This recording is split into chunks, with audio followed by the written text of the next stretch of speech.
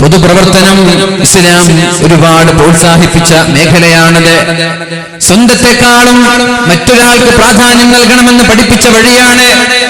അതാണ് പരിശുദ്ധമായ ദീനിന്റെ രീതി. എങ്ങനെയായിരുന്നു റസൂലുള്ളാഹി സ്വല്ലല്ലാഹു അലൈഹി വസല്ലം നമ്മെ പഠിപ്പിക്കുന്നുണ്ട്, ലാ യുഅ്മിനു അഹദുകും ഹത്താ യുഹിബ്ബ ലിഅഖീഹി മാ യുഹിബ്ബു ലിനഫ്സിഹി. ഞാൻ എന്തൊക്കെയാണോ ആഗ്രഹിക്കുന്നത് അത് എന്റെ സഹോദരനും വേണമെന്ന് ഞാൻ ഇഷ്ടപ്പെടുന്നത് വരെ ഞാൻ മുഅ്മിനല്ല എന്ന് പരിശുദ്ധ റസൂലുള്ളാഹി സ്വല്ലല്ലാഹു അലൈഹി വസല്ലം. ഞാൻ ആഗ്രഹിക്കുന്നത് എന്റെ സുഹൃത്തിനും വേണം, ഞാൻ ആഗ്രഹിക്കുന്നത് എന്റെ ചങ്ങാതിക്ക് വേണം, ഞാൻ ആഗ്രഹിക്കുന്നത് എന്റെ അയൽവാസിക്ക് വേണം, ഞാൻ ആഗ്രഹിക്കുന്നത് എന്റെ നാട്ടുകാരന് വേണം. എന്തൊക്കെയാണോ ഞാൻ ആഗ്രഹിക്കുന്നത്, എന്തൊക്കെയാണോ ഞാൻ ഇഷ്ടപ്പെടുന്നത് അത് എന്റെ അയൽവാസിക്കും എന്റെ ചങ്ങാതിമാർക്കും എന്റെ സഹോദരങ്ങൾക്കും വേണമെന്ന് ഇഷ്ടപ്പെടുന്നത് വരെ ഒരാളും പരിപൂർണനായ മുഅ്മിനാവൂല എന്ന് മുഹമ്മദുർ റസൂലുള്ളാഹ്. എനിക്കൊരു BMW വാങ്ങണം എന്ന പൂതിയുണ്ടെങ്കിൽ അതെന്റെ സുഹൃത്തിന് കിട്ടുമ്പോൾ അതിൽ ഞാൻ സന്തോഷിക്കണം. അപ്പൊ അസൂയ ഉണ്ടാവാൻ പാടില്ല. അവന്റെ വീട്ടിൽ ബെൻസ് ഉണ്ടല്ലോ, അവന്റെ വീട്ടിൽ വലിയ വണ്ടികളൊക്കെ ഉണ്ടല്ലോ, അത് ആ ഒരു അസൂയ ഉണ്ടാകുന്നതിന് പകരം അവൻ അല്ലാഹു നിഅമത്ത് നൽകുമ്പോൾ അതിൽ സംതൃപ്തരാവാനും അതിൽ സന്തോഷിക്കാനും നമ്മൾക്ക് കഴിയണം. അപ്പോഴാണ് പരിപൂർണനായ ഒരു മുഅ്മിനായി നമ്മൾ മാറുന്നത്. അല്ലാഹു തൗഫീഖ് ചെയ്യട്ടെ. മറ്റുള്ളവന്റെ സുഖങ്ങളിൽ അസൂയ തോന്നാൻ പാടില്ല. അതൊരു മുഅ്മിനിന്റെ ലക്ഷണമല്ല. മുഅ്മിനായി മാറാൻ, യഥാർത്ഥ മുഅ്മിനായി സത്യവിശ്വാസിയായി മാറാൻ സ്വന്തത്തെക്കാളും പ്രാധാന്യം നമ്മുടെ മറ്റുള്ള സഹോദരങ്ങൾക്കാണ് നമ്മൾ നൽകേണ്ടത്. അല്ലാഹു നമ്മൾക്ക് എല്ലാവർക്കും ഉത്തരവാദിത്തം നൽകി. പരിശുദ്ധ റസൂലുള്ളാഹി സ്വല്ലല്ലാഹു അലൈഹി വസല്ലം അല്ലാഹുവിന്റെ പരിശുദ്ധ ഖുർആനിലൂടെ പഠിപ്പിക്കുകയാണ്, ഇന്നി ജാഇലു ഫിൽ അർളി ഖലീഫ. അല്ലാഹു നമ്മളെ എല്ലാ ആളുകളെയും ഭൂമിയിലേക്ക് പറഞ്ഞയച്ചത് പ്രതിനിധികളായിട്ടാണ്. ഓരോ ആളുകൾക്ക് ഓരോ ഉത്തരവാദിത്തങ്ങൾ അല്ലാഹു നൽകുന്നുണ്ട്. മാ മിൻ അബ്ദി യസ്തർഈഹില്ലാ. അല്ലാഹു ഒരാൾക്കൊരു ഉത്തരവാദിത്തം നൽകിയാൽ ഇവിടെ ഇരിക്കുന്ന ഓരോ ആളുകൾക്കും ഓരോ ദൗത്യമുണ്ട്. ആരും അതിൽ നിന്ന് വിമുക്തരല്ല, ആരും അതിൽ നിന്ന് മുക്തരല്ല. എല്ലാവർക്കും ഉത്തരവാദിത്തങ്ങളുണ്ട്. റസൂലുള്ളാഹി സ്വല്ലല്ലാഹു അലൈഹി വസല്ലം പറയുന്നുണ്ട്, അർറജുലു റാഇൻ ഫീ ബൈതിഹി. ഒരു വീടിന്റെ ഭരണാധികാരിയാണ് ആ വീട്ടിലെ പിതാവ്. ഉപ്പയില്ലെങ്കിലോ ആ വീടിന്റെ ഭരണാധികാരി, ആ വീടിന്റെ റാണി, ആ വീടിന്റെ രാജ്ഞി ഉമ്മയാണ്. ഉമ്മയും ഉപ്പയും ഇല്ലെങ്കിൽ ആരാണോ ആ വീടിന്റെ മുതിർന്ന ആളുകൾ, അവരാണ് വീട് ഭരിക്കേണ്ടത്. ഓരോ ആളുകൾക്കും അല്ലാഹു തആല ഓരോ ഉത്തരവാദിത്തങ്ങൾ നൽകിയിട്ടുണ്ട്. അത് നിർവഹിക്കാതെ മരിച്ചുപോയാൽ യമൂതു യൗമ യമൂത്. അല്ലാഹു തആല ഉത്തരവാദിത്തങ്ങൾ നൽകി. പള്ളിയുടെ ഉത്തരവാദിത്തം, ഇവിടെ ഇരിക്കുന്ന ഭൂരിഭാഗം ആളുകളിൽ ഓരോ മഹല്ലിന്റെ പ്രതിനിധികളുണ്ടാകും, സെക്രട്ടറിമാരുണ്ടാകും, പ്രസിഡന്റുമാരുണ്ടാകും, ഖജാൻജിമാരുണ്ടാകും. ഓരോ രാഷ്ട്രീയ പാർട്ടിയുടെ, സംഘടനയുടെ, ഓരോ മേഖലകളുടെ, ഓരോ സ്ഥാപനങ്ങളുടെ ഓരോ ഉത്തരവാദിത്തങ്ങൾ ഏറ്റെടുത്ത ആളുകളാണ് ഈ സദസ്സിലിരിക്കുന്ന ഭൂരിഭാഗം ആളുകളും. ആ ഉത്തരവാദിത്തം ഏറ്റെടുത്തു. യമൂതു യൗമ യമൂത്. അങ്ങനെ മരിക്കുന്ന സമയത്ത് നമ്മൾ മരിച്ചു പോകുമ്പോൾ വഹുവ ഗാശുൻ ലിറഇയതിഹി. ഉത്തരവാദിത്തം ഭംഗിയായി നിർവഹിക്കാതെ മരിച്ചുപോയാൽ, ഉത്തരവാദിത്തം ഭംഗിയായി നിർവഹിക്കാതെ മരിച്ചുപോയാൽ, ഒരു പള്ളിയുടെ ഖത്തീബ്, ഒരു സ്ഥാപനത്തിന്റെ പ്രിൻസിപ്പൽ, ഒരു സ്ഥാപനത്തിന്റെ ഉത്തരവായ കമ്മിറ്റി ഭാരവാഹികൾ ഇതിന്റെ ഉത്തരവാദിത്തം ഏറ്റെടുത്തിട്ട് അത് ഭംഗിയായി നിർവഹിക്കാതെ മരിച്ചുപോയാൽ ഇല്ലാ ഹറമ അലൈഹിൽ ജന്ന. അവർക്ക് സ്വർഗ്ഗം ഹറാമാണെന്ന് പരിശുദ്ധ റസൂലുള്ളാഹ്. മക്കളുണ്ടായി, അല്ലാഹു നമ്മൾക്ക് മക്കളെ നൽകി. 17 വർഷമായി ഉസ്താദേ എനിക്ക് മക്കളില്ല, എവിടെ പോയാലും ദുആ ചെയ്യണമെന്ന് ഈ പരിശുദ്ധമായ മണ്ണിൽ എന്റെ മാറോട് ചേർത്ത് പിടിച്ചിട്ടൊരു ചെറുപ്പക്കാരൻ പറഞ്ഞു. അല്ലാഹുവേ മക്കളെ നൽകണേ അല്ലാ, മക്കളെ നൽകണേ അല്ലാ. മക്കളില്ലാതെ നീ ഒരാളെയും പരീക്ഷിക്കല്ല റബ്ബേ. 35 വർഷമായി 40 വർഷമായി മക്കളില്ലാതെ പ്രയാസപ്പെടുന്ന ഒരുപാട് ആളുകളുണ്ട്. അല്ലാഹുവേ ഈ മഹാനുഭാവന്റെ മഹാനായ മാലിക് ദിനാർ റളിയല്ലാഹു അൻഹുവിന്റെ ഹളറത്തിൽ വെച്ച് ഞങ്ങൾ ചോദിക്കുകയാണ്, ഞങ്ങളുടെ ദുആഇനെ തട്ടിക്കളയല്ല റബ്ബേ, മക്കളില്ലാതെ ഒരാളെയും നീ പരീക്ഷിക്കല്ല റബ്ബേ, സാലിഹീങ്ങളായ ഒരുപാട് മക്കളെ നൽകണേ അല്ലാഹ്. ഇബ്രാഹിം നബി അലൈഹിസ്സലാമിനെ 100ാമത്തെ വയസ്സിൽ മക്കളെ നൽകിയവനാണ് അല്ലാഹു. 100ാമത്തെ വയസ്സിലാണ് ഇബ്രാഹിം നബി അലൈഹിസ്സലാമിന് മക്കളെ ലഭിച്ചത്. മറിയം ബീവിക്ക് മക്കളെ നൽകി. ഉപ്പയില്ലാതെ ഭർത്താവില്ലാതെ, ഒരു ഭർത്താവില്ലാതെ മക്കളെ നൽകാന്ന് പറഞ്ഞാൽ ഇമ്പോസിബിൾ ആണ്, അസാധ്യമാണ്. എന്നിട്ട് മഹദിയായ മറിയം ബീവിക്ക് മക്കളുണ്ടായി. ഉപ്പയും ഉമ്മയും ഇല്ലാതെ ഒരാളുണ്ടായി, അതാണ് മഹാനായ ആദം നബി അലൈഹിസ്സലാം. ഉപ്പയില്ല ഉമ്മയില്ല, മനുഷ്യനുണ്ടായി. ഇനി ഉപ്പയുണ്ട് ഉമ്മയില്ല, ഉപ്പയുണ്ട് ഉമ്മയില്ല, അതാണ് മഹദിയായ ഹവ്വാ ബീവി റളിയല്ലാഹു അൻഹാ. ഉമ്മയുണ്ട് ഉപ്പയില്ല, അതാണ് ഈസാ നബി അലൈഹിസ്സലാം. ഉപ്പയുമുണ്ട് ഉമ്മയുമുണ്ട്. 100ാമത്തെ വയസ്സിലാണ് മക്കൾ ലഭിക്കുന്നത്. മഹാനായ ഇബ്രാഹിം നബി അലൈഹിസ്സലാമിനെ, മഹാനായ സക്കരിയ നബി അലൈഹിസ്സലാമിനെ അല്ലാഹുവേ ആ മഹാന്മാരുടെ ഹക്ക് ജാഹ് ബറക്കത്ത് കൊണ്ട് മക്കളില്ലാതെ പ്രയാസപ്പെടുന്ന എല്ലാ ആളുകൾക്കും സാലിഹീങ്ങളായ മക്കളെ നീ നൽകണേ അല്ലാഹ്. ഞങ്ങളുടെ ദുആഇനെ നീ തള്ളിക്കളയല്ല റബ്ബേ. എത്രയോ മുഅ്മിനീങ്ങൾ ഇരിക്കുന്ന സദസ്സാണിത്, എത്രയോ ഔലിയാക്കളിന്റെ വിഷമം കൊള്ളുന്ന സദസ്സാണിത്. അല്ലാഹുവേ തള്ളിക്കളയല്ല റബ്ബേ, നിരാശരാക്കല്ല റബ്ബേ. അവരുടെ കരയുന്ന കണ്ണുനീർ തുള്ളികൾ കാണുന്നുണ്ട് റബ്ബേ. മക്കളെ നൽകണേ അല്ലാഹ്. മക്കളില്ലാതെ നീ ഒരാളെയും നിരാശരാക്കല്ല റബ്ബേ.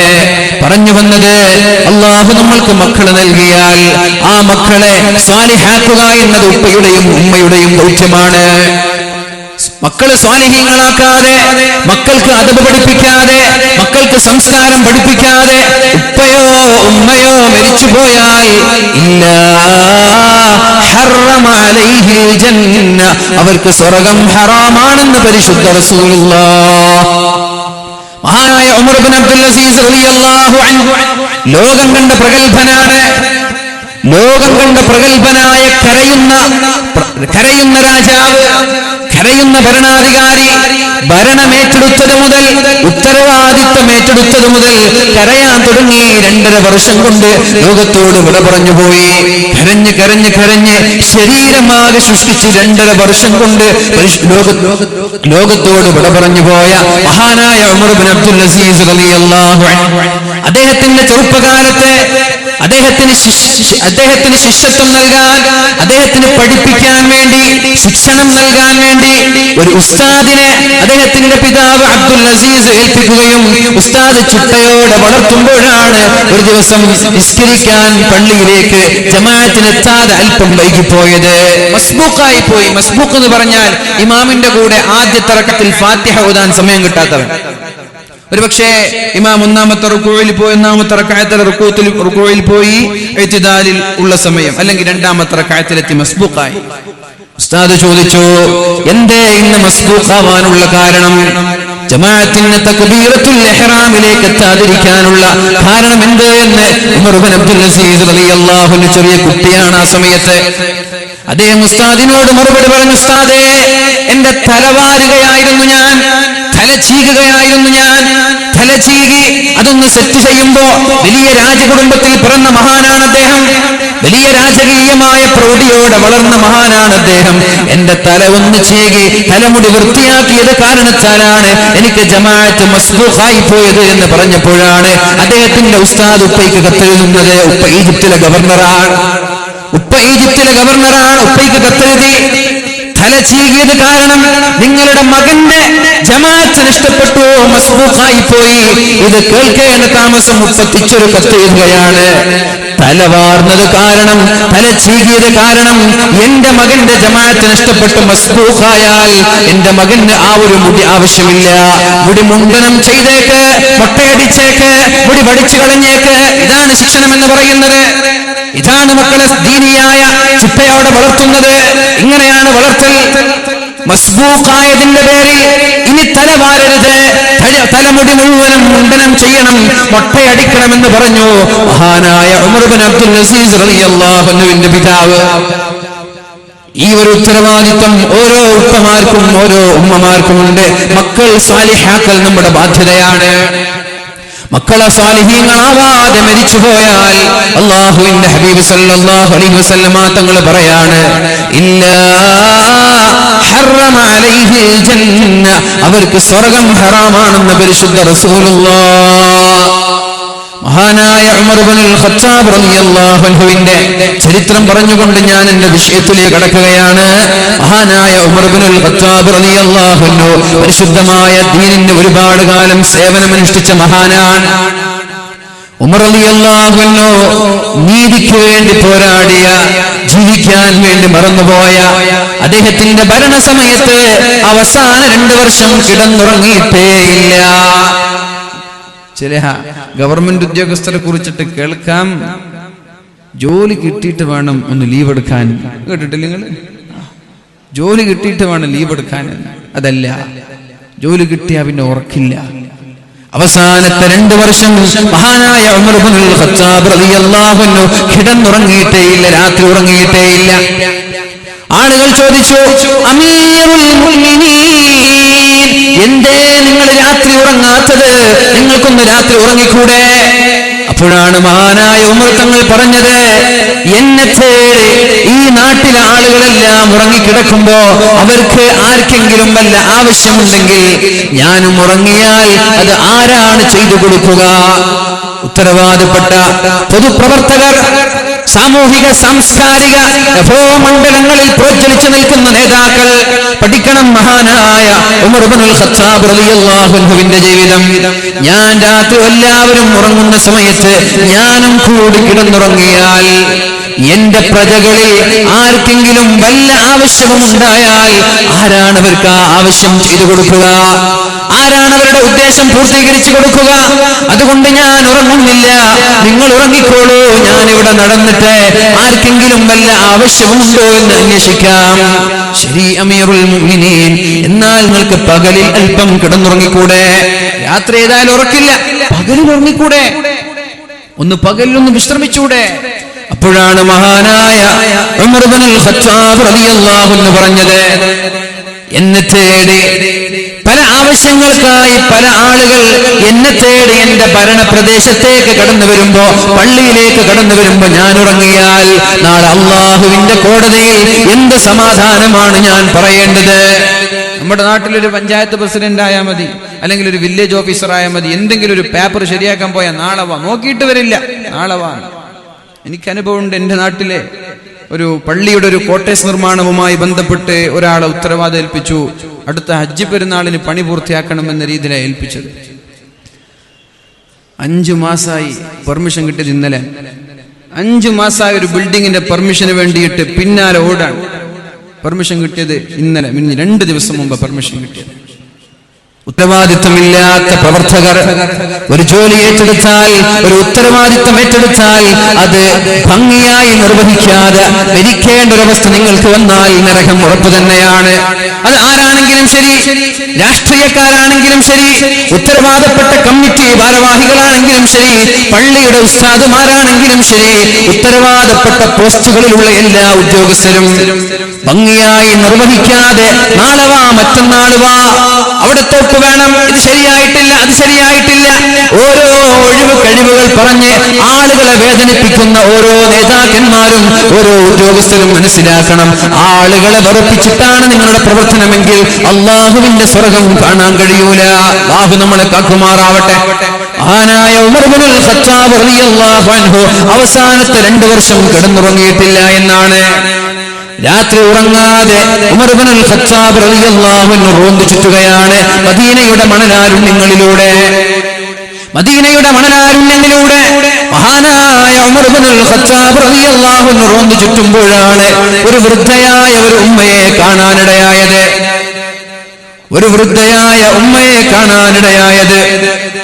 അപ്പോഴേക്കും ഉമർ ഇബ്നുൽ ഖത്താബ് റളിയല്ലാഹു അൻഹു ആ പെണ്ണിനോട് കാര്യങ്ങൾ അന്വേഷിക്കാൻ വേണ്ടി പെണ്ണിനോട് ചോദിച്ചു, എന്താണ് നിങ്ങളുടെ അവസ്ഥ?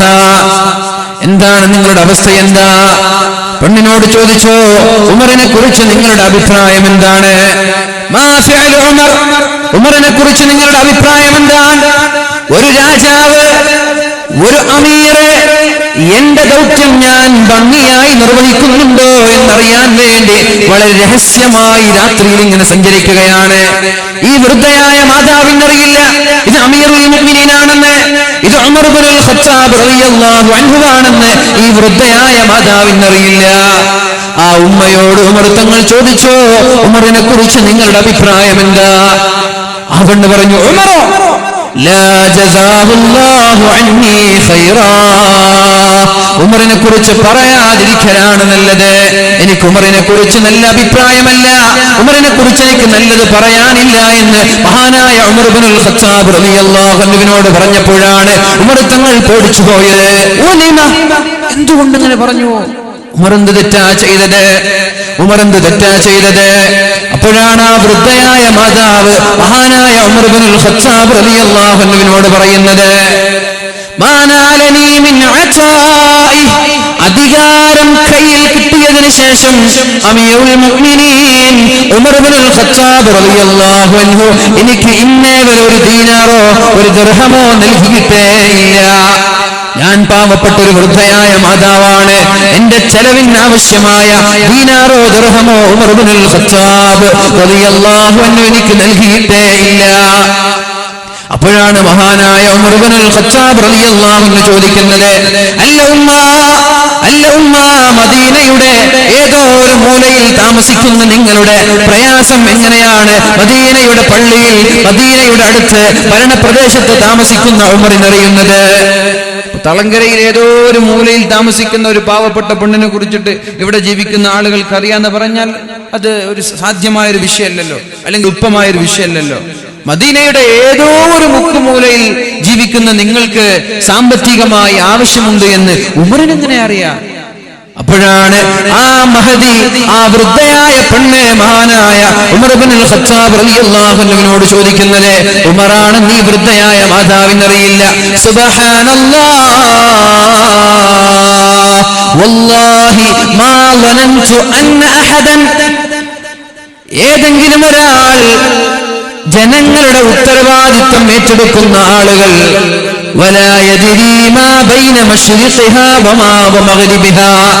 ജനങ്ങളുടെ ഉത്തരവാദിത്വം ഏറ്റെടുത്തിട്ട്, ഒരു നാടിന്റെ ദൗത്യം ഏറ്റെടുത്തിട്ട്, ഒരു സ്ഥാപനത്തിന്റെ ദൗത്യം ഏറ്റെടുത്തിട്ട് ആ സ്ഥാപനത്തിന്റെ അകത്ത് നടക്കുന്നത് അയാൾക്കറിയില്ല എന്ന് പറഞ്ഞാൽ ഇന്ന ഒരു സംഭവം ഞാൻ കേട്ടിട്ടേ ഇല്ല. ഒരു പള്ളിയുടെ ഉത്തരവാദിത്വം ഏറ്റെടുത്താൽ, ഒരു ജമാഅത്തിന്റെ ഉത്തരവാദിത്വം ഏറ്റെടുത്താൽ ആ ജമാഅത്തിന്റെ മുഴുവൻ നീക്കുപോക്കുകളും മറിയൽ നിർബന്ധമാണ്.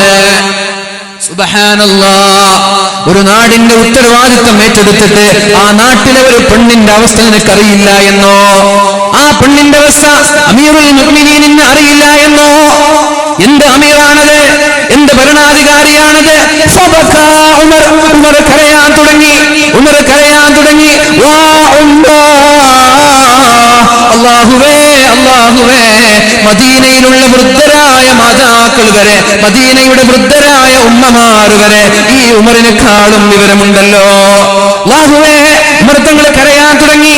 മദീനയുടെ വൃദ്ധരായ വയസ്സായ ഉമ്മമാർക്ക് വരെ ഉമറിനെക്കാളും വിവരമുണ്ടല്ലോ, ഉമറിനെക്കാളും അറിവുണ്ടല്ലോ റബ്ബേ.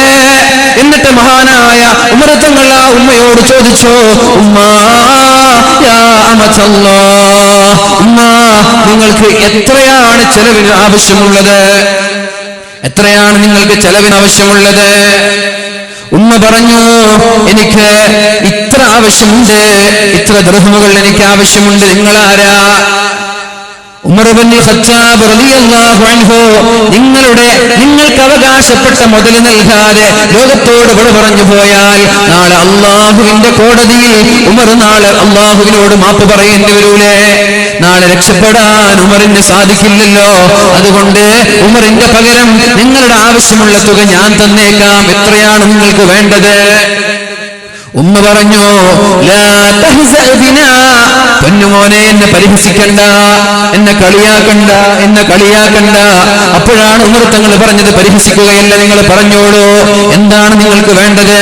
ഉമർ ഭരണത്തിലേക്ക് കടന്നു വന്നത് മുതൽ ഇന്നേ വരെ എത്ര തുകയാണ് നിങ്ങൾക്ക് ആവശ്യമുള്ളത്? എന്തൊക്കെ ആവശ്യമായിരുന്നു നിങ്ങൾക്ക് വേണ്ടിയിരുന്നത്? അപ്പോഴാണ് ആ ഉമ്മ ഉമർ തങ്ങളോട് പറയുന്നത്, ഉമറാണെന്ന് ആ ഉമ്മയ്ക്ക് അറിയില്ലല്ലോ, 25 ദീനാർ എനിക്ക് ആവശ്യമുണ്ട്. എത്ര ദീനാർ? 25 ദീനാർ എനിക്ക് ആവശ്യമുണ്ട്. മഹാനായ ഉമർ ഇബ്നുൽ ഖത്താബ് റളിയല്ലാഹു അൻഹു തന്റെ പോക്കറ്റിൽ നിന്ന് 25 ദീനാർ എടുത്തിട്ട് ആ ഉമ്മയുടെ കൈകളിലേക്ക് കൊടുക്കുകയാണ്. അപ്പോഴാണ് അലി ഇബ്നു അബീ ത്വാലിബ് റളിയല്ലാഹു അൻഹു, മഹാനായ അബ്ദുല്ലാഹ് ഇബ്നു മസ്ഊദ് റളിയല്ലാഹു അൻഹു ആ വഴിയിലേക്ക് ഇങ്ങനെ കടന്നു വരുന്നത്. 25 ദീനാർ കയ്യിൽ പിടിച്ചിട്ട് വൃദ്ധയായ ഉമ്മയുടെ കയ്യിലേക്ക് കൊടുക്കുമ്പോഴാണ് അലി ഇബ്നു അബീ ത്വാലിബ് റളിയല്ലാഹു അൻഹു മഹാനായ അബ്ദുല്ലാഹ് ഇബ്നു മസ്ഊദ് റളിയല്ലാഹു അൻഹു കടന്നു വരുന്നത്. ഉമർ തങ്ങളെ കണ്ടപാടെ രണ്ടുപേരും പറഞ്ഞു, അസ്സലാമു അലൈക യാ അമീറൽ മുഅ്മിനീൻ. ഉമർ തങ്ങളെ അസ്സലാമു അലൈക്കും. ഇത് കേൾക്കുമ്പോ പെണ്ണ് ഞെട്ടിപ്പോയി, പെണ്ണാകെ അത്ഭുതപ്പെട്ടു പോയി. ഇത് അമീറുൽ മുഅ്മിനീൻ ആയിരുന്നു. യാ അല്ലാഹ്, ഉമർ തങ്ങളോടാണോ? ഫബലഅത്തിൽ അജൂസ് യദഹാ അലാ റഅസിഹാ, തലയിൽ കൈവച്ചുകൊണ്ട് പെണ്ണ് പറയാൻ തുടങ്ങി, വാ സൗഅതാ വാ സൗഅതാ അശതംതു അമീറൽ മുഅ്മിനീൻ, ഞാൻ അമീറുൽ മുഅ്മിനീനെ പരിഹസിച്ചുവല്ലോ, അമീറുൽ മുഅ്മിനീനെ ഞാൻ കുറ്റപ്പെടുത്തിയല്ലോ, ഭരണാധികാരിയെ, ഒരു രാജാവിനെ ഞാൻ പരിഹസിച്ചല്ലോ. വാ സൗഅതാ, എന്റെ നഷ്ടമേ, എന്റെ നഷ്ടമേ, എന്റെ അപകടമേ എന്ന് പറയുമ്പോഴാണ് മഹാനായ ഉമർ ഇബ്നുൽ ഖത്താബ് റളിയല്ലാഹു അൻഹു ആ പെണ്ണിനോട് പറയുന്നത്, ലാ ബഅസ അലൈകി റഹിമകില്ലാ, ഉമ്മ ഉമ്മ നിങ്ങൾ വിഷമിക്കേണ്ട, പ്രശ്നമില്ല, നിങ്ങൾ പ്രശ്നമാക്കേണ്ട, നിങ്ങൾ കരയേണ്ട, അതൊന്നും ഒരു പ്രശ്നമല്ലേ അല്ല. എന്നിട്ട് മഹാനായ ഉമർ ഇബ്നുൽ ഖത്താബ് റളിയല്ലാഹു അൻഹു അലി തങ്ങളോടും ഇബ്നു മസ്ഊദ് റളിയല്ലാഹു അൻഹുവിനോടും ചോദിക്കുകയാണ്, നിങ്ങളുടെ കയ്യിൽ എഴുതാനുള്ള വല്ല വസ്തുക്കളുമുണ്ടോ? മരത്തിന്റെ കഷ്ണങ്ങളോ ഓലകളോ കല്ലുകളോ നിങ്ങളുടെ കയ്യിലുണ്ടോ? അവര് പറഞ്ഞു, ഇല്ല, ഞങ്ങളുടെ കയ്യിലില്ല. അപ്പോഴാണ് മഹാനായ ഉമർ ഇബ്നുൽ ഖത്താബ് റളിയല്ലാഹു അൻഹു, കേൾക്കണേ എന്റെ ശബ്ദം ശ്രവിക്കുന്ന സഹോദരങ്ങളോട്, സഹോദരിമാരോട് ഞാൻ പറയുന്നത്, അധികാരം എന്ന് പറയുന്നത് എല്ലാവർക്കും അലങ്കാരമാണ്, പക്ഷേ അത് പേടിയാണ്. സൂക്ഷ്മതയോടെ, ഭയഭക്തിയോടെ, ഇഖ്ലാസോടെ പ്രവർത്തിച്ചില്ലെങ്കിൽ ഈ അധികാരം കാരണം നാളെ നരകത്തിലേക്ക് പോവേണ്ട അവസ്ഥ നമ്മൾക്ക് വരും. അധികാരത്തിന് വേണ്ടി വടംവലിയാണ് എല്ലാ പള്ളികളിലും, എല്ലാ സ്ഥലങ്ങളിലും. അധികാരത്തിന് വേണ്ടി പല ആളുകളും ഒരുപാട് പ്രയത്നിക്കുന്നുണ്ട്, ഒരുപാട് ആഗ്രഹിക്കുന്നുണ്ട്. പക്ഷേ അധികാരത്തിൽ വല്ല ന്യൂനത വന്നു പോയാൽ, ഉത്തരവാദിത്വത്തിൽ വല്ല വീഴ്ചയും വന്നു പോയാൽ നാളെ അള്ളാഹുവിന്റെ സ്വർഗം കാണാൻ കഴിയൂല. മഹാനായ ഉമർ ഇബ്നുൽ ഖത്താബ് റളിയല്ലാഹു അൻഹു തന്റെ കുപ്പായത്തിൽ നിന്ന് ഒരു കഷ്ണം തുണി കീറിയെടുത്തിട്ട്, ഒരു കഷ്ണം കീറിയെടുത്തിട്ട് ആ ഉമ്മയുടെ മുമ്പില് അലി തങ്ങളെ സാക്ഷിയാക്കി, അബ്ദുല്ലാഹ് ഇബ്നു മസ്ഊദ് റളിയല്ലാഹു അൻഹുവിനെ സാക്ഷിയാക്കിയിട്ട് മഹാനായ ഉമർ തങ്ങൾ എഴുതുകയാണ്, ബിസ്മില്ലാഹിർ റഹ്മാനിർ റഹീം, അല്ലാഹുവിന്റെ നാമം കൊണ്ട് ഞാൻ എഴുതുകയാണ്, ഹാദാ മശ്തറാ ഉമറു, ഇത് ഉമർ ഇന്നാലിന്ന പെണ്ണിൽ നിന്ന് വാങ്ങിക്കുന്ന കരാറാണ്. ഉമർ തങ്ങൾ ഭരണം ഏറ്റെടുത്തത് മുതൽ ഇന്നേ വരെ തിരിഞ്ഞു നോക്കിയിട്ടില്ല എന്ന് പറയുന്ന പെണ്ണിന് എന്തൊക്കെയാണോ അവകാശമുള്ളത് അത് മുഴുവനും ചെയ്തു കൊടുത്തു എന്നതിന്റെ സാക്ഷിപത്രമാണ് എന്ന് മഹാനായ ഉമർ തങ്ങൾ എഴുതി വെച്ചോ. എന്നിട്ട് അതേ കടലാസ് കഷ്ണത്തിൽ, അതേ തുണിക്കഷ്ണത്തിൽ മഹാനായ ഉമർ തങ്ങൾ എഴുതുകയാണ്, ഇനി ഈ പെണ്ണ് നാളെ മഹ്ശറാ ലോകത്ത് വന്നിട്ട് ഉമരനിക്ക് സഹായം ചെയ്തിട്ടില്ല, ഉമരനിക്ക് എന്നെ സഹായിച്ചിട്ടില്ല, എന്നെ തിരിഞ്ഞു നോക്കിയിട്ടില്ല എന്ന് ഈ പെണ്ണങ്ങാനും നാളെ മഹ്ശറാ ലോകത്ത് പറഞ്ഞാൽ, ഫഉമറു മിൻഹു ബരീഉൻ, ഫഉമറു മിൻഹു ബരീഉൻ, ഉമർ നാളെ രക്ഷപ്പെടാൻ വേണ്ടിയിട്ടാണ് ഈ ഒരു സാക്ഷിപത്രം ഞാൻ എഴുതുന്നത് എന്ന് മഹാനായ ഉമർ ഇബ്നുൽ ഖത്താബ് റളിയല്ലാഹു അൻഹു. എന്നിട്ട് മഹാനായ അലി തങ്ങളുടെ മുമ്പിൽ വെച്ചിട്ട്, മഹാനായ ഇബ്നു മസ്ഊദ് റളിയല്ലാഹു അൻഹുവിന്റെ മുമ്പിൽ വെച്ചിട്ട് തന്റെ പൊന്നുമോനെ വിളിക്കുകയാണ്, മോനെ നീ ഇങ്ങോട്ട് വാ, മോനെ നീ ഇങ്ങോട്ട് വാ. എന്നിട്ട് മകന്റെ കയ്യിൽ ആ തുണി കഷ്ണം കൊടുക്കുകയാണ്. എന്നിട്ട് പറഞ്ഞു, ഇതാ അനമിച്ചു, ഞാൻ മരിച്ചുപോയാൽ ഫജഅൽഹു ഫീ കഫനി, എന്റെ കഫൻപുടയിൽ ഇത് നീ തുന്നി ചേർക്കണം മോനെ. നാളെ കാരണം ഒരു ലോകം വരാനുണ്ട്, മഹ്ശറാലോകം. എന്താണ് ആ ലോകത്തിന്റെ അവസ്ഥ? ഫീ യൗമിൻ കാന മിഖ്ദാറുഹു 50,000 സന. അവിടുത്തെ ഒരു ദിവസം എന്ന് പറയുന്നത് ഇവിടുത്തെ 50,000 വർഷത്തിന്റെ ദൈർഘ്യമുള്ള സ്ഥലമാണ്. 60 വർഷമാകുമ്പോഴേക്കും ജീവിച്ചിട്ട് ആളുകൾക്ക് മടുത്തുപോയി. 80 വയസ്സാകുമ്പോഴേക്കും ആളുകൾക്ക് ജീവിച്ചിട്ട് മടുത്തുപോയി. 100 ആണെങ്കിൽ പറയേ വേണ്ട. അല്ലാഹുവേ എന്നെ ഒന്ന് കൊണ്ടുപോ, അല്ലാഹുവേ എന്നെ ഒന്ന് മരിപ്പിക്കണേ എന്ന് ദുആ ചെയ്യുന്ന ആളുകൾ എത്രയാണ്? ഞാൻ പറയട്ടെ, എന്നാൽ 80 വർഷമല്ല, അവിടുത്തെ ഒരു ദിവസം എന്ന് പറയുന്നത് ഫീ യൗമിൻ കാന മിഖ്ദാറുഹു 50,000 സന. ഒരു ദിവസം എന്ന് പറയുന്നത് 50,000 വർഷത്തിന്റെ ദൈർഘ്യമാണ്. ഉടുതുണിക്ക് മറുതുണിയില്ലാതെ ആളുകൾ പരസ്പരം, ആണുങ്ങൾ പെണ്ണുങ്ങളെ, പെണ്ണുങ്ങൾ ആണുങ്ങളെ നോക്കൂലേ എന്ന് അല്ലാഹുവിന്റെ ഹബീബിനോട് ആയിഷ ബീവി റളിയല്ലാഹു അൻഹ ചോദിച്ച ഹദീസ് നമ്മൾക്കറിയാം അല്ലേ? നബി തങ്ങളല്ലേ പറഞ്ഞത്, പെണ്ണുങ്ങളും ആണുങ്ങളും ചെരുപ്പില്ലാതെ, വസ്ത്രമില്ലാതെ, കുപ്പായമില്ലാതെ, നൈക്കഡായി, നഗ്നരായി, ഒരു കുപ്പായം പോലുമില്ലാതെ, ഇന്നർ വിയർ പോലുമില്ലാതെ ആണുങ്ങളും പെണ്ണുങ്ങളും എല്ലാവരും ഒന്നിച്ചിട്ടാണ് നാളെ ഒരുമിച്ച് കൂട്ടപ്പെടുന്നതെന്ന് പറഞ്ഞപ്പോ മഹദിയായ ആയിഷ ബീവി ചോദിച്ചില്ലേ, യാ റസൂലല്ലാഹ്, അല്ലാഹുവിന്റെ ഹബീബേ, ആണുങ്ങൾ പെണ്ണുങ്ങളുടെ ഔറത്തിലേക്ക് നോക്കൂല നബിയെ. ആരെങ്കിലും കുളിക്കുന്നത്, ആരെങ്കിലും എവിടെയെങ്കിലും എന്തെങ്കിലും ചെയ്യുന്നത് ഹിഡൻ ക്യാമറകളിലൂടെ, ഒളി ക്യാമറകളിലൂടെ ഒപ്പിയെടുക്കുന്ന കാലമാണിത്. ഹിഡൻ ക്യാമറകളിലൂടെ ടെക്സ്റ്റൈൽസുകളിൽ പോയി വസ്ത്രം ചേഞ്ച് ചെയ്യുന്നത് പരിശുദ്ധ റസൂലുള്ളാഹി സ്വല്ലല്ലാഹു അലൈഹി വസല്ലമ തങ്ങള് ഈ 21-ാം നൂറ്റാണ്ടിന്റെ പെണ്ണുങ്ങളോടൊരു ഹദീസ് പറഞ്ഞു തന്നിട്ടുണ്ട്. പെണ്ണുങ്ങളെ, സ്ത്രീകളെ, നിങ്ങൾ നിങ്ങളുടെ കുപ്പായം നിങ്ങളുടെ വീട്ടിലല്ലാതെ മാറാൻ പാടില്ല എന്ന് വളരെ സ്വഹീഹായ ഹദീസാണിത്. തമാശയില്ലല്ലോ. എന്തേ അങ്ങനെ പറഞ്ഞത്? അല്ലാഹുവിന്റെ ഹബീബിനെ നുബുവത്തിന്റെ കണ്ണുകൊണ്ട് കാണാനറിയാം. 21-ാം നൂറ്റാണ്ടിൽ ടെക്സ്റ്റൈൽസുകളുടെ ഡ്രസ്സിംഗ് ചേഞ്ചിന്റെ റൂമുകളിൽ ഹിഡൻ ക്യാമറകൾ വെക്കുമെന്നറിയാം. ക്യാമ്പസിന്റെ കലാലയങ്ങളുടെ ബാത്റൂമുകളിൽ ക്യാമറകൾ വെക്കുമെന്നറിയാം. എവിടെ പോയാലും ഹിഡൻ ക്യാമറകളുമായി പെണ്ണിന്റെ രഹസ്യം ഒപ്പിയെടുക്കുമെന്നറിയാം. അതുകൊണ്ടാണ് അല്ലാഹുവിന്റെ ഹബീബ് പെണ്ണിനോട് പറഞ്ഞത്, പെണ്ണേ, നിന്റെ വസ്ത്രം നിന്റെ വീട്ടിലല്ലാതെ നീ മാറാൻ പാടില്ല. എത്ര നല്ല ഹദീസാണിത് അല്ലേ? എന്തൊരു അത്ഭുതമാണ് ഈ ഹദീസൊക്കെ. ഈ ഒരു ഹദീസ് അടിസ്ഥാനമാക്കി സ്വന്തം വസ്ത്രം വീട്ടിൽ മാത്രമേ മാറ്റിവെക്കൂ എന്ന് പെണ്ണ് തീരുമാനിച്ച ഏതെങ്കിലും ഒരു പെണ്ണിന്റെ നഗ്നത നമ്മുടെ വാട്സപ്പിൽ വരുമോ? നമ്മുടെ ഫേസ്ബുക്കിൽ വരുമോ? നമ്മൾ കാണേണ്ടി വരുമോ? ഇല്ല.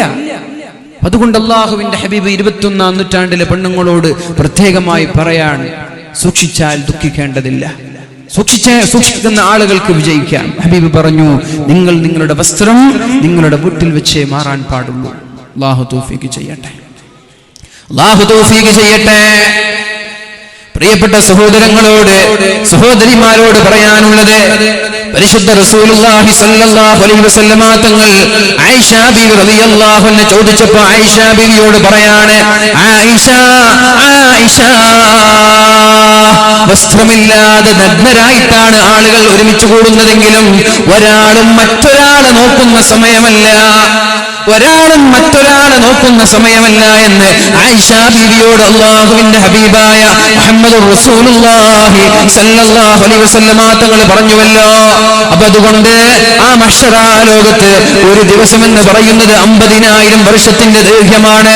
അവിടെ രക്ഷപ്പെടാൻ വേണ്ടി മഹാനായ ഉമർ ഇബ്നുൽ ഖത്താബ് റളിയല്ലാഹു അൻഹു വീഴ്ച വരാതെ, ന്യൂനതകൾ വരാതെ, കുറവില്ലാതെ തന്റെ ഉത്തരവാദിത്തം വളരെ ഭംഗിയായി നിർവഹിക്കുകയാണ്. പരിശുദ്ധ റസൂലുള്ളാഹി സ്വല്ലല്ലാഹു അലൈഹി വസല്ലമ തങ്ങൾ നമ്മോട് പഠിപ്പിക്കുന്നുണ്ട്. എന്താണ് പൊതുപ്രവർത്തനം എന്ന് പഠിപ്പിക്കുന്നുണ്ട്. പൊതുപ്രവർത്തകരെ, രാഷ്ട്രീയക്കാരെ, സംഘടനാ പ്രവർത്തകരെ, പ്രത്യേകിച്ച് നമ്മുടെ ഈ ഉറൂസിന് വേണ്ടി ആത്മാർത്ഥമായി ഇഖ്ലാസോടുകൂടി വളണ്ടിയർ പ്രവർത്തനം നടത്തുന്ന ചെറുപ്പക്കാരെ, അല്ലാഹുവിന്റെ ഹബീബിനോട് ഒരാൾ കടന്നു വന്നിട്ട് ചോദിക്കുകയാണ്, യാ റസൂലല്ലാഹ്, അല്ലാഹുവിന്റെ ഹബീബേ, മുത്ത് നബിയെ, നാസി അഹബ്ബു ഇലല്ലാഹ്, അല്ലാഹു ഏറ്റവും സ്നേഹിക്കുന്നത് ആരെയാണ് നബിയെ? അല്ലാഹുവിന് ഏറ്റവും ഇഷ്ടം ആരോടാണ് നബിയെ? നബി തങ്ങൾ പറഞ്ഞു, സ്വഹാബിയുടെ ചോദ്യത്തിന് അല്ലാഹുവിന്റെ ഹബീബ് മറുപടി പറയുകയാണ്, അഹബ്ബുന്നാസി ഇലല്ലാഹി തആല അൻഫഉഹും ലിന്നാസ്. നിങ്ങളിൽ ജനങ്ങൾക്ക് ഏറ്റവും ഉപകാരം ചെയ്യുന്ന ആളുകൾ ആരാ? ജനങ്ങൾക്ക് ഏറ്റവും ഉപകാരം ചെയ്യുന്ന ആളുകൾ ആരാ? എന്തെങ്കിലും ഒരു ആവശ്യം ഉണ്ടാകുമ്പോ നമ്മുടെ നാട്ടിൽ ഇന്നാലിന്ന ആളുടെ പേരാ ഓർമ്മ വരിക. ഇന്നാലിന്ന ആളെ കണ്ട അത് ശരിയാവും. എന്തെങ്കിലും ഒരു പേപ്പർ ശരിയാവാനുണ്ട്, അല്ലെങ്കിൽ മകളുടെ കല്യാണക്കാര്യം ശരിയാവാനുണ്ട്, വീടിന്റെ പെർമിഷൻ വേണം, അത് ഇന്നാലിന്ന ആളുകളെ കണ്ടാൽ ശരിയാകും. അവരാണ് അള്ളാഹുവിന്റെ ഏറ്റവും ഇഷ്ടക്കാർ. അഥവാ നാട്ടിൽ ഊണും ഉറക്കമില്ലാതെ സാമൂഹിക സേവനം ചെയ്യുന്ന പൊതുപ്രവർത്തനത്തിന് ചുക്കാൻ പിടിക്കുന്നവരാണ് ഏറ്റവും നല്ലവരെന്ന് പരിശുദ്ധ റസൂലുള്ളാഹി സ്വല്ലല്ലാഹു അലൈഹി വസല്ലം. ഒരുപക്ഷേ നമ്മുടെ നിസ്കാരം കൊണ്ട്, നമ്മുടെ നോമ്പ് കൊണ്ട്, നമ്മുടെ സക്കാത്ത് കൊണ്ട് നമ്മൾക്ക് രക്ഷപ്പെടാൻ സാധിച്ചു കൊള്ളണമെന്നില്ല. നിങ്ങൾക്ക് തോന്നുന്നുണ്ടോ നമ്മുടെ നിസ്കാരം കൊണ്ട് നമ്മൾ നാളെ രക്ഷപ്പെടുമെന്ന് തോന്നുന്നുണ്ടോ? നമ്മുടെ ഖുർആൻ കൊണ്ട് നമ്മൾക്ക് രക്ഷപ്പെടാൻ സാധിക്കുമെന്ന് തോന്നുന്നുണ്ടോ?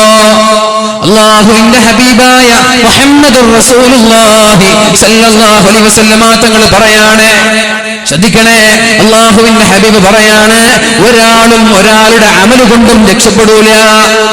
അമല് കൊണ്ട് ഒരാളും രക്ഷപ്പെടൂല. അമല് കൊണ്ട് രക്ഷപ്പെടൂല.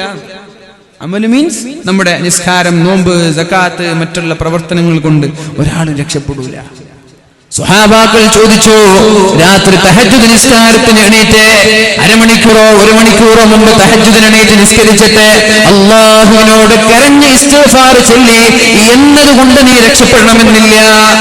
വലാ അൻത യാ റസൂലല്ലാഹ്, അല്ലാഹുവിന്റെ ഹബീബേ, അങ്ങും നാളെ രക്ഷപ്പെടൂലേ? അങ്ങും നാളെ രക്ഷപ്പെടൂലേ? അങ്ങയുടെ അമല് കൊണ്ട്, അങ്ങയുടെ സൽപ്രവർത്തനം കൊണ്ട് അങ്ങും നാളെ രക്ഷപ്പെടൂലേ എന്ന് അല്ലാഹുവിന്റെ ഹബീബിനോട് സല്ലല്ലാഹു അലൈഹി വസല്ലമ തങ്ങളോട് സ്വഹാബാക്കൾ ചോദിച്ചപ്പോഴാണ് അല്ലാഹുവിന്റെ ഹബീബ് പറഞ്ഞത്, വലാ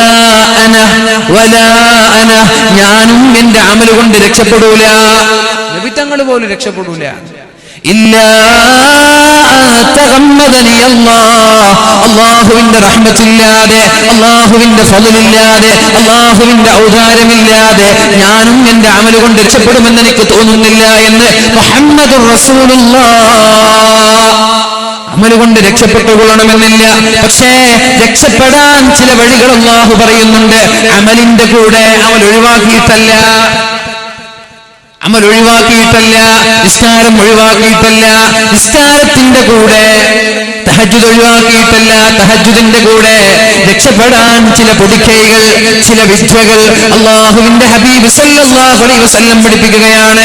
വഅയ്യുൽ അഅമാലി അഹബ്ബു ഇലല്ലാഹ്, ജനങ്ങളിൽ ഏറ്റവും അല്ലാഹുവിന് ഇഷ്ടം ആരോടാണെന്ന് ചോദിച്ചപ്പോ അല്ലാഹുവിന്റെ ഹബീബ് പറഞ്ഞത്, ജനങ്ങൾക്ക് ഏറ്റവും ഉപകാരം ചെയ്യുന്നവരോടാണ് അല്ലാഹുവിന് ഏറ്റവും ഇഷ്ടം. അല്ലാഹുവിന് ഏറ്റവും കോപം ആരോടായിരിക്കും? അല്ലാഹുവിന് ഏറ്റവും ഇഷ്ടം ജനങ്ങൾക്ക് ഏറ്റവും ഉപകാരം ചെയ്യുന്ന ആളുകളോടാണ്. അല്ലാഹുവിന് ഏറ്റവും കോപം ആരോടായിരിക്കും? ജനങ്ങളെ ഉപദ്രവിക്കുന്നവൻ, ജനങ്ങളെ ദ്രോഹിക്കുന്നവൻ, ആവശ്യമില്ലാതെ ഒരു ആവശ്യം ഉണ്ടാവൂല എന്നാലും ജനങ്ങളെ ബുദ്ധിമുട്ടിക്കുക, ജനങ്ങളെ ദ്രോഹിക്കുക. അങ്ങനെ ചില ആളുകൾ. ആ ബോധം നൽകട്ടെ, അല്ലാഹു ബോധം നൽകട്ടെ, അത് അപകടമാണ്. അടുത്ത ചോദ്യം അല്ലാഹുവിന്റെ ഹബീബിനോട് ചോദിക്കുന്നുണ്ട്, വഅയ്യുൽ അഅമാലി അഹബ്ബു ഇലല്ലാഹ്, അല്ലാഹു ഏറ്റവും ഇഷ്ടപ്പെടുന്ന അമലേതാണ് നബിയെ? അല്ലാഹു ഏറ്റവും ഇഷ്ടപ്പെടുന്ന അമലേതാണ് നബിയെ? അപ്പോഴാണ് റസൂലുള്ളാഹി, കേൾക്കണേ എന്റെ സുഹൃത്തുക്കൾ, എന്റെ ചെറുപ്പക്കാരോട് എനിക്ക് പറയാനുള്ളത്, എന്തെങ്കിലും ഒരു പ്രയാസം ഉണ്ടാകുമ്പോ എല്ലാം മറന്ന്, വീട് മറന്ന്, കുടുംബം മറന്ന്, ശരീരം മറന്നിട്ട് സേവനം ചെയ്യാൻ ഓടിച്ചെല്ലുന്ന ചില ആളുകളുണ്ട്. കേൾക്കണേ, ചെവി തുറന്ന് കേൾക്കണേ. ഈ ഒരു പ്രഭാഷണം കൊണ്ട്, ഈ ഒരു സദസ്സ് കൊണ്ട് നമ്മുടെ ജീവിതത്തിൽ ഒരു മാറ്റം നമ്മൾക്കുണ്ടാവണം. അല്ലാഹു തൗഫീഖ് ചെയ്യട്ടെ. നമ്മുടെ പ്രവർത്തനങ്ങളിൽ അല്ലാഹു ഏറ്റവും ഇഷ്ടപ്പെടുന്നത് സുറൂറുൻ തുദ്ഖിലുഹു അലാ മുസ്ലിം, സുറൂറുൻ തുദ്ഖിലുഹു അലാ മുസ്ലിം.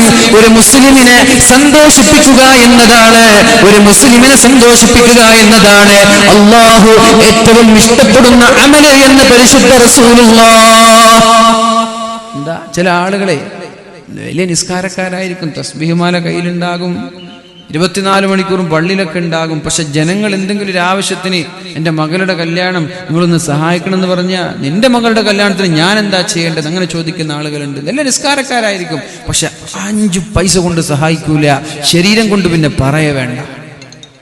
ചില ആളുകൾ സമ്പത്ത് കൊണ്ട് സഹായിക്കും, എന്നാൽ ശരീരം കൊണ്ട് സഹായിക്കൂല, കുഴപ്പമില്ല, അത് ക്യാഷ് കൊണ്ട് സഹായിക്കുന്നുണ്ടല്ലോ. എന്നാൽ ചില ആളുകൾ ക്യാഷ് കൊണ്ടും സഹായിക്കൂല, സമ്പത്ത് കൊണ്ടോ ശരീരം കൊണ്ടോ സഹായിക്കാതെ വലിയ ഇബാദത്തുകാരായിട്ട് അങ്ങോട്ട് നടക്കും. അല്ലാഹുവിന് ഇഷ്ടമല്ല, അല്ലാഹുവിന് അത്തരക്കാരെ ഇഷ്ടമേ അല്ല. അല്ലാഹുവിന്റെ ഹബീബ് സല്ലല്ലാഹു അലൈഹി വസല്ലമ തങ്ങൾ പറയാണ്, അല്ലാഹു ഏറ്റവും ഇഷ്ടപ്പെടുന്ന അമല് സുറൂറുൻ തുദ്ഖിലുഹു അലാ മുസ്ലിം. ഒരു മുസ്ലിമിന് നീ നൽകുന്ന സന്തോഷം, ഒരു മുസ്ലിമിനെ സന്തോഷിപ്പിക്കാൻ കഴിഞ്ഞാൽ അതാണ് നിന്റെ അന്നത്തെ ഏറ്റവും നല്ല അമല് എന്ന് പരിശുദ്ധ റസൂലുള്ളാഹി സല്ലല്ലാഹു അലൈഹി വസല്ലം. ഇന്ന് ജുമാ നിസ്കാരം കഴിഞ്ഞിട്ട് നമ്മുടെ കാസർഗോഡ് ഭാഗത്തുള്ള അന്ധനായ കണ്ണ് കാണാത്ത ഒരാൾ പള്ളിയിലേക്ക് കടന്നു വരികയുണ്ടായി. എന്നിട്ട് പറഞ്ഞു, ഞങ്ങളുടെ വീട്ടിലെ 7 പേരും അന്ധന്മാരാണ്, ഞങ്ങളുടെ വീട്ടിലെ 7 പേരും അന്ധന്മാരാണ്, ഒരു വീടെടുക്കണമെന്നുണ്ട്, സഹായിക്കണമെന്ന് പറഞ്ഞപ്പോ എല്ലാം അകമഴിഞ്ഞുകൊണ്ട് സഹായിച്ച ആളുകളുണ്ട്. പക്ഷേ ഞാൻ പറയുന്നത്, നമ്മുടെ പള്ളിയിൽ നടക്കുന്ന പിരിവുകൾ ഒരു പരിഹാരമാവുന്നില്ല.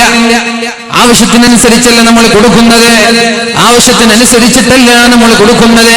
ഒരു വീടെടുക്കണമെന്ന് പറഞ്ഞിട്ട് പള്ളിയിലേക്ക് വരുമ്പോ നമ്മളാകെ ഒരു പിരിച്ചിട്ട് 50 രൂപ 100 രൂപ 10 രൂപ ഒക്കെ കൊടുത്തിട്ട് അവസാനം എണ്ണി നോക്കുമ്പോ 3000 രൂപ.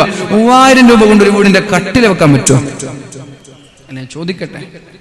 സ്വന്തമായിട്ട് 4000 സ്ക്വയർ ഫീറ്റിന്റെ 10000 സ്ക്വയർ ഫീറ്റിന്റെ 2.5 കോടിയുടെ 5 കോടിയുടെ ഒക്കെ വീട് നമ്മൾ നിർമ്മിക്കുമ്പോ പാവപ്പെട്ട ഒരാൾ നമ്മുടെ സമീപത്തേക്ക് കടന്നു വന്നിട്ട് കണ്ണിന് കാഴ്ചശക്തിയില്ല, വീടെടുക്കാൻ സഹായിക്കുമോ എന്ന് ചോദിക്കുമ്പോ മാന്യമായ തുകയെങ്കിലും നമ്മൾ നൽകേണ്ടേ?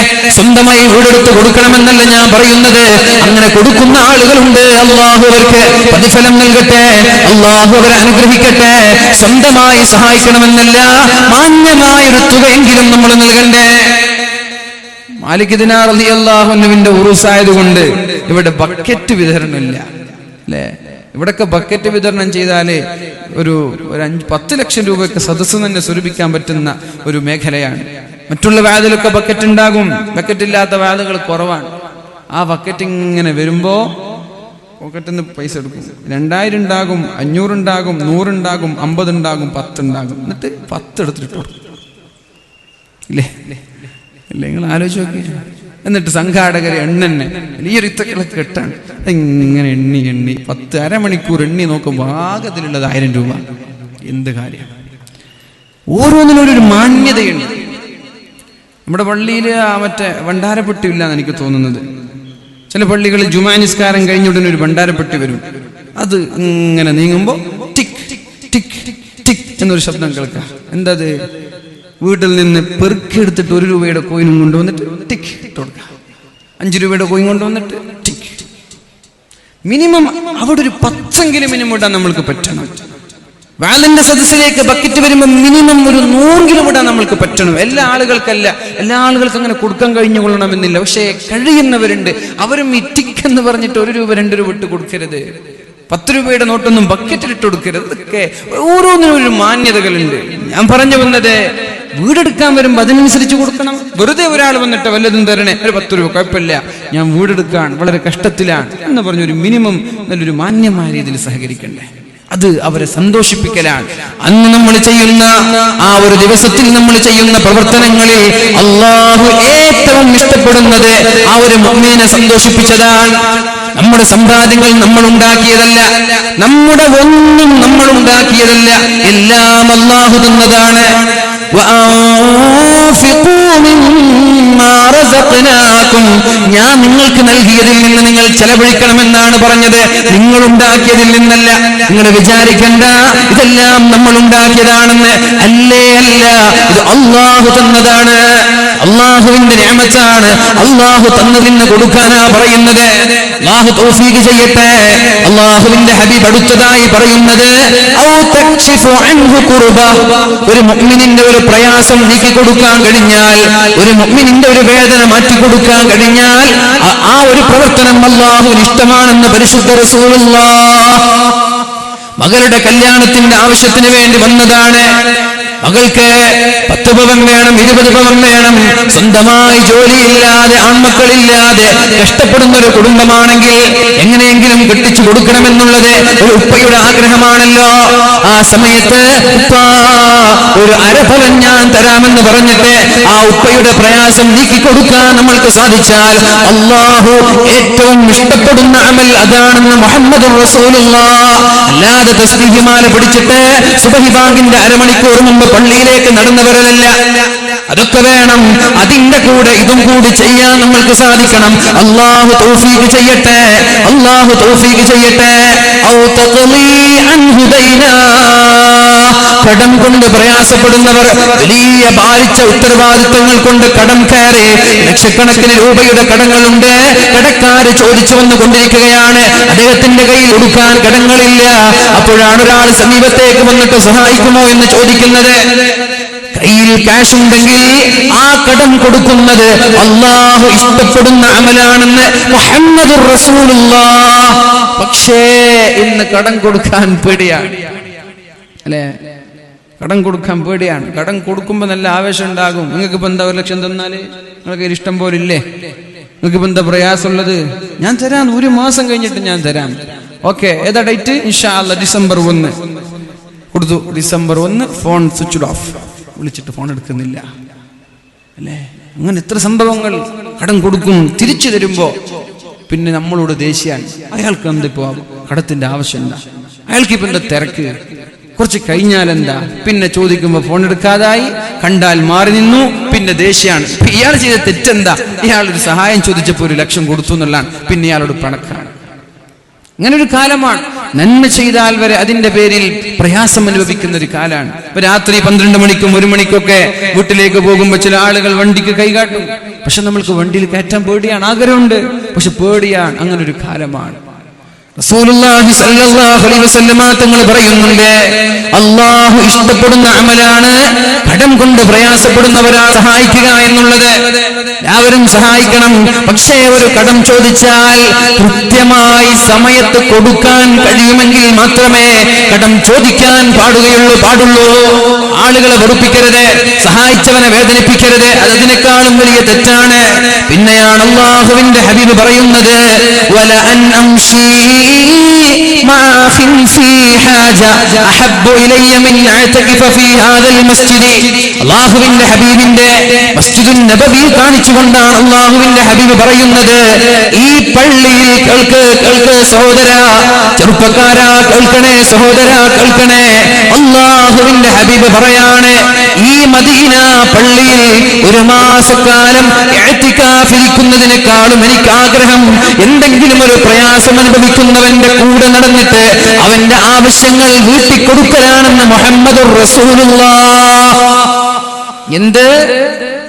എന്തെങ്കിലും ഒരു ആവശ്യമുള്ളവന്റെ കൂടെ നടന്നിട്ട് ഒരു പേപ്പർ ശരിയാക്കാനുണ്ട്, അല്ലെങ്കിൽ ഒരു പെൺകുട്ടിയുടെ കല്യാണം കഴിച്ചു കൊടുക്കാൻ, ഒരു വീടെടുക്കാൻ, ഒരു ജോലിയുടെ ആവശ്യം, എന്തെങ്കിലും ഒരു ആവശ്യമുള്ള ഒരാൾ നമ്മുടെ സമീപത്തേക്ക് കടന്നു വന്നിട്ട് എന്നെ ഒന്ന് ഹെൽപ്പ് ചെയ്യുമോ, എന്നെ ഒന്ന് സഹായിക്കുമോ എന്ന് ചോദിക്കുമ്പോ ഞാൻ അവന്റെ കൂടെ നടക്കലാണ് പരിശുദ്ധമായ ഒരു റക്അത്തിന്റെ 1000 റക്അത്തിന്റെ പ്രതിഫലമുള്ള മസ്ജിദുൻ നബവിയിൽ 1 മാസക്കാലം ഇഅ്തികാഫ് ഇരിക്കുന്നതിനേക്കാളും പുണ്യമെന്ന് പരിശുദ്ധ റസൂലുള്ളാഹ്. പള്ളിയിൽ വെച്ചിട്ട് ഇഅ്തികാഫ് ഇരിക്കലല്ല, പാവപ്പെട്ടവനെ സഹായിക്കലാണ്, പൊതുപ്രവർത്തനം ചെയ്യലാണ്, സാമൂഹിക സേവനം ചെയ്യലാണ് അല്ലാഹുവിന് ഇഷ്ടമെന്നാണ് ഹബീബി ഹദീസിലൂടെ പഠിപ്പിക്കുന്നത്. അങ്ങനെ ചില ആളുകളുണ്ട്, പള്ളിയിൽ 1-ാം സഫിലാണ്, അതും ഇമാമിന്റെ നേരെ പിന്നിലാണ്. നാട്ടുകാർക്കൊരു സഹായം ചെയ്യൂല, സഹായം ചെയ്തില്ലെങ്കിലും കുഴപ്പമില്ല, ഇയാളുടെ നാവ് കൊണ്ട്, ഇയാളുടെ സമ്പത്ത് കൊണ്ട് ഇയാളുടെ അയൽവാസികൾ പൊറുതിമുട്ടുകയാണ്. സഹോദരങ്ങളെ, ആ നിസ്കാരം അല്ലാഹുവിന് വേണ്ടേ വേണ്ട, ആ നിസ്കാരം അല്ലാഹു സ്വീകരിക്കൂല. അല്ലാഹു പറയുന്നുണ്ട്, യൗമ ലാ യൻഫഉ മാലു വലാ ബനൂൻ ഇല്ലാ മൻ അത്തല്ലാഹ ബിഖൽബിൻ സലീം. സംശുദ്ധമായ, ആരോടും പകയില്ലാതെ, ആരോടും വിദ്വേഷമില്ലാത്ത, ആരോടും വൈരാഗ്യമില്ലാത്ത, ആരോടും പിണക്കമില്ലാത്ത, ആരോടും ചൊടിയില്ലാത്ത നല്ല മനസ്സുമായി ആരാണോ അല്ലാഹുവിനെ കണ്ടുമുട്ടുന്നത് അവന് മാത്രമേ നാളെ സ്വർഗമുള്ളൂ. ഒരു ലോകം വരാനുണ്ട്, നമ്മുടെ സമ്പാദ്യങ്ങളോ, നമ്മുടെ സന്താനങ്ങളോ, നമ്മുടെ സ്ഥാനമാനങ്ങളോ ഉപകരിക്കാത്തൊരു കാലം വരാനുണ്ട്. ഇവിടെ പള്ളിയുടെ സെക്രട്ടറിയാണ് എന്നത് നാളെ ആഖിറത്തിൽ ഉപകരിക്കൂല. ഇവിടെ സ്ഥാപനങ്ങളുടെ പ്രിൻസിപ്പാളായത് ആഖിറത്തിൽ ഉപകരിക്കൂല. ഇവിടെ രാഷ്ട്രീയ പ്രസ്ഥാനത്തിന്റെ ഉന്നതമായ തട്ടുകളിൽ നിന്നത് ആളെ ആഖിറത്തിൽ ഉപകരിക്കൂല. അവിടെ ഉപകരിക്കുന്നത് ഇവിടുത്തെ സ്വൽസ്വഭാവമാണെന്ന് പരിശുദ്ധ ഖുർആൻ വളരെ വ്യക്തമായി പറഞ്ഞത് സാമൂഹിക സേവനം ചെയ്യാനും ജനങ്ങൾക്ക് സ്തുത്യർഹമായ പ്രവർത്തനങ്ങൾ കാഴ്ചവെക്കാനും വേണ്ടിയിട്ടാണ്. സ്ഥാനമാനങ്ങളും സമ്പാദ്യങ്ങളും സന്താനങ്ങളും ഉപകരിക്കാത്ത ഒരു കാലം വരാനുണ്ട്. അവിടെ രക്ഷപ്പെടുന്നത് സ്വൽസ്വഭാവികൾ മാത്രമാണ്. പകയില്ലാത്ത, വിദ്വേഷമില്ലാത്ത മനസ്സുമായി ആരാണോ ജീവിക്കുന്നത് അവർക്ക് മാത്രമേ രക്ഷപ്പെടാൻ സാധിക്കുകയുള്ളൂ എന്ന് മുഹമ്മദുർ റസൂലുള്ളാഹ്. ഈ സ്ഥാപനത്തിന് വേണ്ടി ഊണും ഉറക്കമില്ലാതെ പ്രവർത്തിക്കുന്ന ആളുകൾ എനിക്കറിയാം. 1ാം ക്ലാസ് മുതൽ ഇന്ന് 16 വർഷമായത് തുടങ്ങിയിട്ട് അതിന്റെ ആദ്യത്തെ ബാച്ചുകാരനാണ് ഞാൻ. രാവിലെ എണീറ്റാൽ ഹാർബറിൽ പോയി മീൻ വാങ്ങിച്ചു കൊണ്ടുവന്നിട്ട് നമ്മുടെ ക്യാൻറ്റീനിൽ കൊടുക്കുന്ന ഉത്തരവാദപ്പെട്ട കമ്മിറ്റിക്കാർ എനിക്കറിയാം. ഇതിനെ നെഞ്ചോട് ചേർക്കുന്ന ഉത്തരവാദപ്പെട്ട മാനേജർമാർ ഇവിടെ ഉണ്ടായിട്ടുണ്ട്. സ്ഥാപനത്തെ സ്നേഹിക്കുന്ന കമ്മിറ്റി ഭാരവാഹികളുണ്ട്. ഊണിലും ഉറക്കിനും ഇതിന്റെ വിജയത്തിന് വേണ്ടി, ഇതിന്റെ ഉന്നമനത്തിന് വേണ്ടി പ്രവർത്തിച്ച എത്രയോ കമ്മിറ്റി ഭാരവാഹികൾ. പലരും ഇന്ന് ഖബറിന്റെ കച്ചിലാണ്. അല്ലാഹു അവരുടെ ഖബറിടം സ്വർഗീയമാക്കട്ടെ. അല്ലാഹു അവരുടെ ഖബറിടം വിശാലമാക്കട്ടെ. അല്ലാഹു അവരുടെ തെറ്റുകുറ്റങ്ങളെല്ലാം പുറത്തു കൊടുത്ത് സ്വർഗത്തിന്റെ കവാടം തുറന്നുകൊടുത്ത് ഒരു സെക്കൻഡ് പോലും നരകത്തിൽ കിടക്കാതെ സ്വർഗീയ ലോകത്ത് പാറിക്കളിക്കാൻ അല്ലാഹു അവർക്ക് തൗഫീഖ് നൽകട്ടെ. നിങ്ങൾക്കറിയുമോ ഇതിന്റെ മഹത്വം? 400 ചെല്ലാനും വിദ്യാർത്ഥികൾ ഇവിടെ പഠിക്കുമ്പോ എന്റെ കൂടെ പഠിച്ച എന്റെ ഒരു സുഹൃത്താണ് അസ്ഹർ അലി ഹുദവി എന്ന് പറയുന്ന നായന്മാർ മൂലക്കാരൻ. ലണ്ടനിൽ വെച്ചിട്ട് PGയുടെ ബിരുദം വാങ്ങിയിട്ട് മാസങ്ങളായിട്ടില്ല. അതേപോലെ തന്നെ എന്റെ 2 വർഷം താഴെ പഠിച്ച എന്റെ അനുജനും ഹുദവിയാണ്. അനുജന്റെ ബാച്ചിൽ പഠിച്ച മുസ്തഫ എന്ന് പറയുന്ന ഹുദവിയാണ് തുർക്കിയിൽ നിന്ന് PhDക്ക് വേണ്ടി പഠിച്ചുകൊണ്ടിരിക്കുന്നത്. അതേപോലെ വലിയ വലിയ ജോലികളിൽ 50,000-ഉം 60,000-ഉം സാലറി ലഭിക്കുമ്പോ എനിക്ക് സാലറി അല്ല വലുത് എന്ന് പറഞ്ഞിട്ട് കൊൽക്കത്തയുടെ ഗ്രാമപ്രദേശങ്ങളിൽ, കൊൽക്കത്തയുടെ സ്ലം ഏരിയകളിൽ, ചേരി പ്രദേശങ്ങളിൽ തന്റെ ജോലിയും തന്റെ സമ്പാദ്യങ്ങളും ഒഴിവാക്കിയിട്ട് അവിടുത്തെ പാവപ്പെട്ടവരായ വിവരമില്ലാത്ത, സംസ്കാരമില്ലാത്ത ഒരു നാട്ടുകാരെ മുഴുവനും സംസ്കാരത്തിന്റെ വിപ്ലവത്തിന്റെ നായകന്മാരാക്കി മാറ്റാൻ വേണ്ടി ഊണും ഉറക്കുമൊഴിച്ച് പ്രവർത്തിക്കുന്ന എന്റെ കൂടെ പഠിച്ച അഹ്മദ് അലി ഹുദവി എന്ന് പറയുന്ന എന്റെ സുഹൃത്തുണ്ട്. ലോകത്തിന്റെ മുക്കുമൂലകളിൽ എന്തിനേറെ പറയണം, നമ്മുടെ തൊട്ടടുത്ത സ്ഥാപനമാണ് MIC. ഹജ്ജിന് പോയപ്പോ മഹാനായ ആലിക്കുട്ടി ഉസ്താദിന്റെ കൂടെ KMCCയുടെ വളണ്ടിയറായി തന്റെ ജോലിയെല്ലാം ഒഴിവാക്കി, തന്റെ ജോലി 3-4 ദിവസത്തേക്ക് തന്റെ ജോലി മാറ്റിവെച്ചിട്ട് അവിടെയുള്ള ഹജ്ജാജിമാർക്ക് സേവനം ചെയ്യാൻ വേണ്ടി ബദറുദ്ദീൻ ഹുദവി എന്ന് പറയുന്ന എന്റെ സുഹൃത്ത്, അല്ലാഹു എല്ലാ ആളുകൾക്കും അർഹമായ പ്രതിഫലം നൽകട്ടെ. ഞാൻ പറഞ്ഞു വരുന്നത്, ഇവിടെ പഠിക്കുന്ന വിദ്യാർത്ഥികൾ, ഇവിടെ നിന്ന് വളർന്നു വരുന്ന വിദ്യാർത്ഥികൾ ഓരോ മേഖലകളിൽ, ഓരോ നാടുകളിൽ, ഓരോ ഏരിയകളിൽ ദീനിന്റെ ദഅവത്തുമായി പ്രവർത്തിച്ചു കൊണ്ടിരിക്കുകയാണ്. എല്ലാവരും പ്രഭാഷകരാവുക എന്നത് പിന്നെ ആരെ പ്രഭാഷണം കേൾക്കുക? എല്ലാവരും പ്രസംഗിക്കാൻ എന്ന പ്രഭാഷണം ആരെ കേൾക്കുക? ഓരോ ആളുകൾ ഓരോ മേഖലകളിലാണ്. ചില ആളുകൾ സ്ഥാപനത്തിന്റെ പ്രിൻസിപ്പളായിരിക്കും, സ്ഥാപനങ്ങൾ ഏറ്റെടുത്ത് നടത്തുന്ന ആളുകളുണ്ട്, ദഅവത്ത് നടത്തുന്ന ആളുകളുണ്ട്. നിങ്ങൾക്കൊക്കെ കഴിയുമെങ്കിൽ ദാറുൽ ഹുദയുടെ CSC പാണക്കാട് CSC സെന്റർ നടത്തുന്ന, ഹാദിയ നടത്തുന്ന മദ്രസകൾ ആസാമിലും അതേപോലെ മറ്റുള്ള സ്ഥാപനങ്ങൾ, ദാറുൽ ഹുദയുടെ ബ്രാഞ്ചുകളൊക്കെ അവിടെയുണ്ട്. നിങ്ങൾ ഒരുപാട് ടൂർ പോകുന്ന ആളുകളാണ്. ഇടയ്ക്കിടെ ഒരു ടൂറിന് നിങ്ങൾ അവിടേക്ക് പോകണം. അപ്പൊ നിങ്ങളുടെ പെണ്ണുങ്ങൾക്ക് 10,000 സാരിയൊന്നും വേണ്ട, പൊന്നാര ഭർത്താവ് എനിക്ക് 2,000 കുപ്പയൊക്കെ മതി അങ്ങനെ പറയും. മനസ്സിലായില്ലേ? നമ്മുടെ 3,000 ഈ 4,000 ചെരുപ്പൊന്നും ധരിക്കൂല, തൽക്കാലം എനിക്ക് ഹവായൊക്കെ മതി, AC ഒന്നും വേണ്ട, പടച്ചോന് ചൂടും, കരണ്ടില്ല, ഫാനില്ല, ശക്തമായി ചുട്ടുപൊള്ളുന്ന ഭൂമിയിൽ ഹ്യൂമിഡിറ്റി നിറഞ്ഞ് വിയർത്തൊലിക്കുന്ന ആ ഒരു സ്ഥലത്ത് വെറും 10,000 രൂപയ്ക്ക് വേണ്ടിയിട്ടൊക്കെ സാമൂഹിക സേവനം ചെയ്ത് ജനങ്ങളെ വിപ്ലവത്തിന്റെ നായകന്മാരാക്കി മാറ്റാൻ വേണ്ടി, അവിടെയുള്ള ജനങ്ങൾക്ക് സംസ്കാരം നൽകാനും ലോകത്തിന്റെ ഉത്തുംഗതയിലേക്ക് കേരളക്കാരെ പോലെ കൈപ്പിടിച്ചുയർത്താൻ വേണ്ടി തന്റെ ജീവിതത്തിന്റെ ഒട്ടുമിക്ക ഭാഗങ്ങളും ചെലവഴിക്കുന്ന ഒരുപാട് ഹുദവി സുഹൃത്തുക്കളുണ്ട്. കഴിയുമെങ്കിൽ ഇവിടെ കൂടിയിരിക്കുന്ന എന്റെ പ്രിയപ്പെട്ട സ്നേഹിതന്മാരോട് എനിക്ക് പറയാനുള്ളത്, ഒരു ടൂർ ഒന്ന് ആസാമിലേക്ക്, ഒന്ന് ബംഗാളിലേക്ക്, ഒന്ന് കൽക്കത്തയിലേക്ക് ഒന്ന് പോകണം. അവിടെ യാഥാർത്ഥ്യം കണ്ണുകൊണ്ട് നമ്മൾ പഠിക്കണം. അല്ലാഹു തൗഫീഖ് ചെയ്യട്ടെ. മഹാനായ അബൂ ഹനീഫ ഇമാം, അദ്ദേഹം വലിയ സുഫിവര്യനാണ്, നമ്മൾക്കറിയാം. ഒരു ദിവസം തന്നെ 300ഓളം റക്അത്ത് നിസ്കരിക്കുന്ന മഹാനാണ് അബൂ ഹനീഫ ഇമാം. നിങ്ങൾക്കൊക്കെ അറിയുന്നതാണ്. ഇദാ സുൽസിലത്തിൽ അർളു സിൽസാലഹാ. എല്ലാവരും ഓതി നോക്കട്ടെ, ഉറക്കോതണേ, കണ്ണു ചുമ്മി, എല്ലാവരും കണ്ണു ചിമ്മിയോ? ഇപ്പൊ എന്നെ കാണുന്ന ആളുകളൊക്കെ ഒന്ന് കൈ പൊക്കി. എന്നെ ആരൊക്കെ കാണുന്നുണ്ട്? നിങ്ങൾ കണ്ണ് ചിമ്മിയിട്ടില്ല എന്നർത്ഥം. കണ്ണ് ചുമ്മി, എല്ലാവരും ഒന്ന് കണ്ണ് ചുമ്മി ഞാൻ ഓതുന്ന ഈ ആയത്ത് തന്നെ ഒന്ന് കോൺസെൻട്രേറ്റ് ചെയ്ത് അത് കേൾക്കുക ഞാൻ ഓതുമ്പോ. എന്നിട്ട് എന്റെ കൂടെ ഞാൻ ഊതി തന്ന ഉടനെ ഒന്ന് ചോദ ഉറക്കോതണേ. ബിസ്മില്ലാഹിർ റഹ്മാനിർ റഹീം. സൗണ്ട് പോരാ, ഞാൻ ഒറ്റയ്ക്ക് നിങ്ങളെക്കാൾ സൗണ്ട് ഇടുന്നുണ്ടല്ല. ഇദാ സുൽസിലത്തിൽ അർളു സിൽസാലഹാ വഅഖ്റജത്തിൽ അർളു അസ്ഖാലഹാ വഖാലൽ ഇൻസാനു മാ ലഹാ യൗമഇദിൻ തുഹദ്ദിസു അഖ്ബാറഹാ بأن ربك أوحى لها يومئذ يصدر الناس أشتاتا ليروا أعمالهم فمن يعمل مثقال ذرة خيرا يره ومن يعمل مثقال ذرة شرا يره. ആരെങ്കിലും മരിച്ചു പോണോ? ആരെങ്കിലും ബോധം കെട്ടിട്ടോ മരിച്ചു പോണോ നോക്കിയ? അപ്പുറത്തുള്ള ആളൊക്കെ നോക്കിയ ഉണ്ടാ? ആരും വന്നിട്ടില്ല. ഈ ആയത്ത് കേട്ട് എത്രയോ സലഫുസ് സാലിഹീങ്ങളായ മഹാന്മാർ ബോധം കെട്ട് കൊണ്ടിട്ടുണ്ട്. മരിച്ചുപോയ ആളുകളുണ്ട്. നിസ്കാരത്തിൽ ഓതി ബോധം കെട്ടു വീണു. പിന്നെ രാത്രി അർദ്ധരാത്രി കഴിഞ്ഞതിന് ശേഷമാണ് ബോധം തെളിഞ്ഞത്. നമ്മൾ ഇത്ര കൂളായിട്ട് ഓതി ഞാനും വീണിട്ടില്ല, കേട്ട് നിങ്ങളും വീണിട്ടില്ല. മഹാനായ അബൂ ഹനീഫ ഇമാം പള്ളിയിൽ ഇമാം ഓതുമ്പോഴാണ് ഈ ആയത്ത് കേട്ടിട്ട് സുബഹി വരെ കരഞ്ഞത്.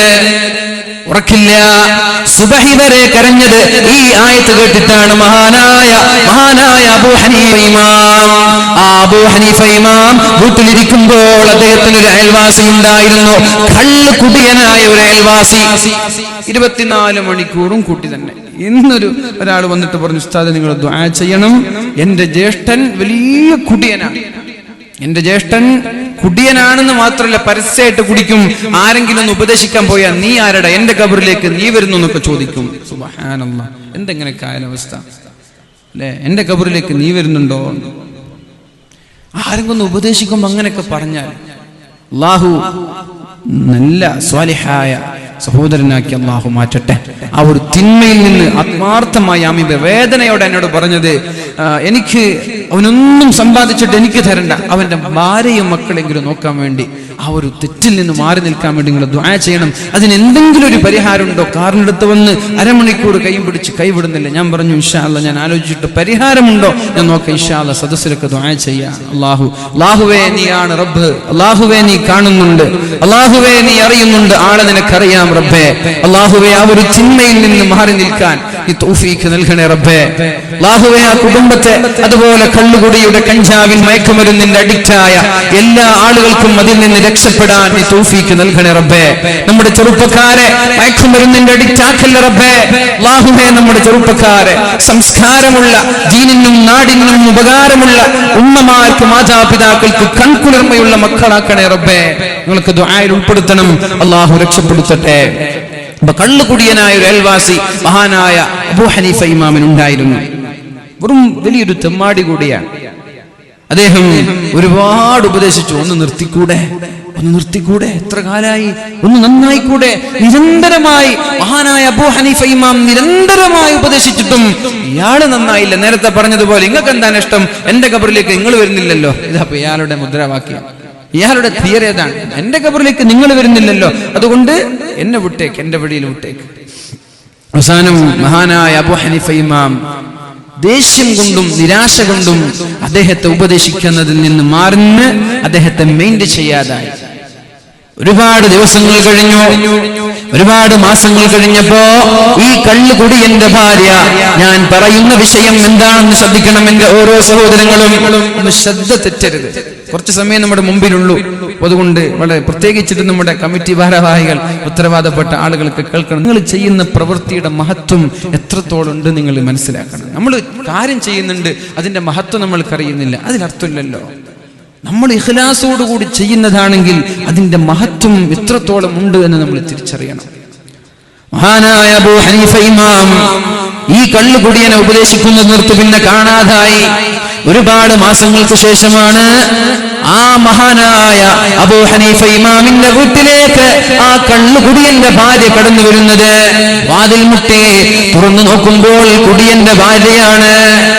അബൂ ഹനീഫ ഇമാമേ, എന്റെ ഭർത്താവ് മരിച്ചു പോയിരിക്കുകയാണ്, എന്റെ ഭർത്താവ് ലോകത്തോട് പറഞ്ഞു പോയിരിക്കുകയാണ്, അതുകൊണ്ട് മയ്യിത്ത് നിസ്കാരത്തിന് നേതൃത്വം നൽകാൻ നിങ്ങളൊന്ന് വരണേ എന്ന് പറഞ്ഞപ്പോഴാണ് മഹാനായ അബൂ ഹനീഫ ഇമാം അത് കേൾക്കാതെ നിഷേധിച്ചു കളഞ്ഞു. ഞാൻ വരൂല, ആ കള്ളുകുടിയന്റെ മയ്യിത്ത് നിസ്കരിക്കാൻ ഞാൻ വരൂല എന്ന് പറഞ്ഞ് ആ സഹോദരിയെ മടക്കി അയക്കുകയാണ്. നിസ്കരിക്കാൻ പോയില്ല. കള്ളുകുടിയൻ അവിടെ മരിച്ചോ, മയ്യിത്ത് നിസ്കരിച്ചോ, കബറമറമാടി.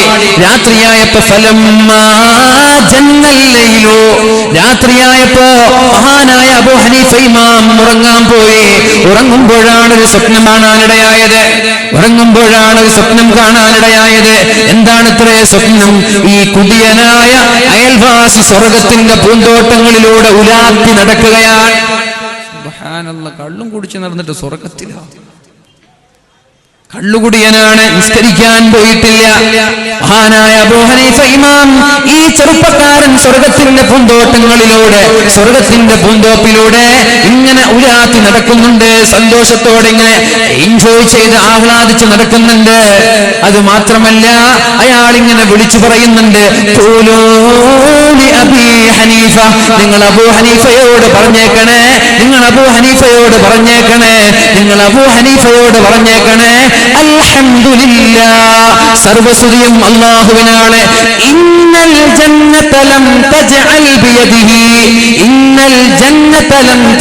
ബിയദിഹി, ഈ സ്വർഗം എന്ന് പറയുന്നത് അബൂ ഹനീഫയുടെ കൈകൾ കൊണ്ട് നിർമ്മിച്ചതല്ല എന്ന് നിങ്ങൾ അബൂ ഹനീഫയോട് പറയണേ എന്ന് സ്വർഗത്തിൽ ഇങ്ങനെ പറഞ്ഞുകൊണ്ട് പൂന്തോപ്പിലൂടെ നടക്കുകയാണ്. അബൂ ഹനീഫ ഇമാം ഞെട്ടിപ്പോയി. പിറ്റേ ദിവസം പകലിൽ സുപ്രഭാതത്തിൽ നേരെ ചെന്നത് അയൽവാസിയുടെ വീട്ടിലേക്കാണ്. എന്നിട്ട് ഭാര്യയോട് ചോദിച്ചു, എന്താ നിങ്ങളുടെ ഭർത്താവിന്റെ അവസ്ഥ എന്താ? ഭർത്താവ് മരിച്ചുപോയില്ലേ, പിന്നെ അയാളുടെ അവസ്ഥ ചോദിച്ചിട്ടെന്താ? അല്ല, നിങ്ങൾ പറയണം എന്താണ് അവസ്ഥ. നിങ്ങൾ അറിയുന്നത് പോലെ കള്ളുകുടിയനാണ്, പ്രത്യേകിച്ചിട്ടുണ്ട്. അല്ല, എന്തെങ്കിലും നന്മകൾ ജീവിതത്തിൽ ചെയ്തിരുന്നോ? അപ്പോഴാണ് ആ പെണ്ണ് പറഞ്ഞത്, പ്രത്യേകിച്ചിട്ട് നന്മയൊന്നുമില്ല.